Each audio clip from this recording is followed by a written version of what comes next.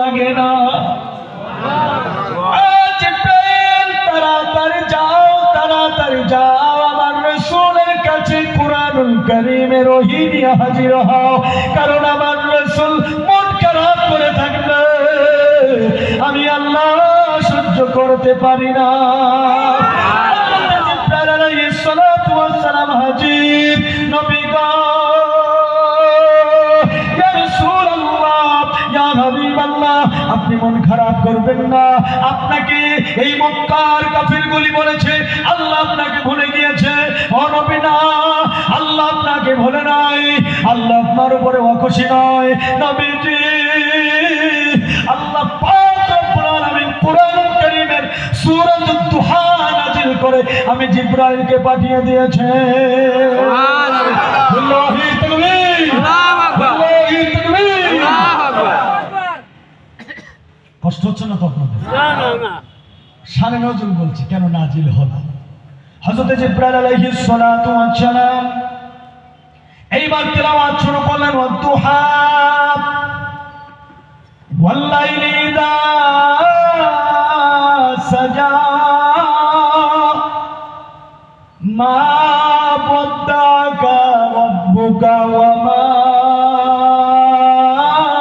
ক্বালা।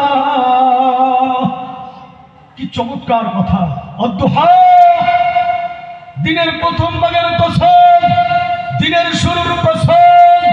ওয়াল-লাইলি ইযা সাজা, রাত যখন নিঝুম হয়ে যায়, অন্ধকার হয়ে যায়, ওই অন্ধকার রাতের কসম। মা ওয়াদ্দাকা রাব্বুকা ওয়া মা ক্বালা। নবীজি, আমি আপনাকে ভুলি নাই, আমি আপনার উপরে অখুশি নই। আমার পাশে হুজুর আছেন, হুজুর অর্থ বুঝতেছেন। আমার নবীকে আমার আল্লাহ আমার রাসূলের মনটা ভালো করার জন্য, আমার রাসূলের মনটা খারাপ ছিল, রাসূলকে সান্ত্বনা দেওয়ার জন্য আমার আল্লাহ শুধু দিনের কসম খেয়েছেন, রাতের কসম খেয়েছেন, এটা নয়।